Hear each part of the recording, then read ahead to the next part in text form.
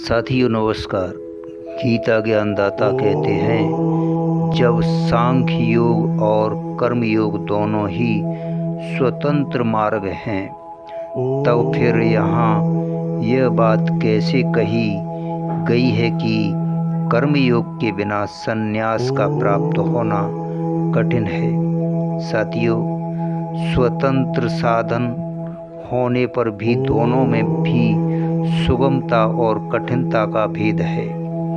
उसी को स्पष्ट करने के लिए भगवान ने ऐसा कहा है।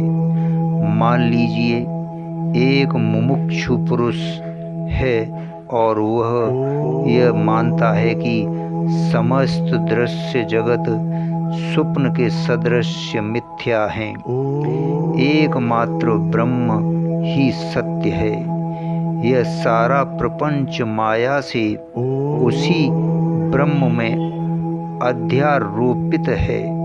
वस्तुतः दूसरी कोई सत्ता है ही नहीं, परंतु उसका अंतःकरण शुद्ध नहीं है। उसमें राग द्वेष तथा काम क्रोध आदि द्वेष वर्तमान में है। वह यदि अंतःकरण की शुद्धि के लिए कोई चेष्टा न करके केवल अपनी मान्यता के भरोसे पर ही सांख्य योग के साधन में लगना चाहेगा, तो उसे दूसरे अध्याय के 11वें श्लोक से 33वें तक में और 18वें अध्याय के 49वें श्लोक से 55वें तक में बतलाई हुई।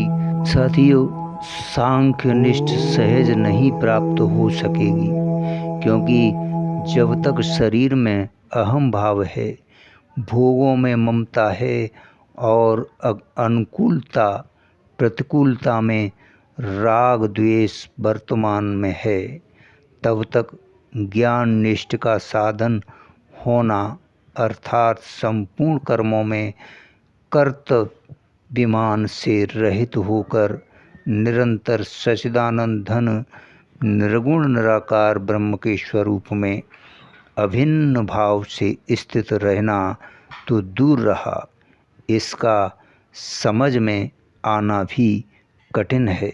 मित्रों, इसके अतिरिक्त अंतःकरण अशुद्ध होने के कारण मोहवश जगत के नियंत्रणकर्ता और कर्म फलदाता भगवान में और स्वर्ग नरक आदि कर्म फलों में विश्वास न रहने से उसका परिश्रम साध्य शुभ कर्मों को त्याग देना और विषय आसक्ति आदि दोषों के कारण पापमय भोगों में फंसकर कल्याण मार्ग से भ्रष्ट हो जाना भी बहुत संभव है।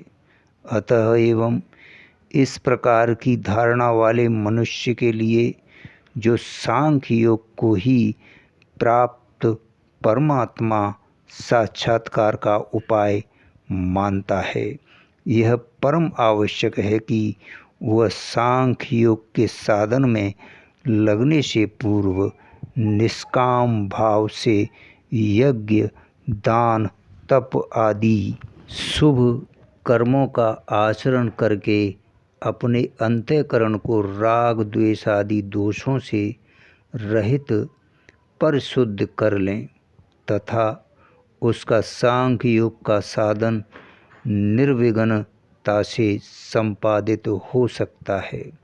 मित्रों, तभी उस सुगमता के साथ सफलता भी मिल सकती है। यहाँ इसी अभिप्राय से कर्मयोग के बिना संन्यास का प्राप्त होना कठिन बतलाया है। धन्यवाद, शुक्रिया।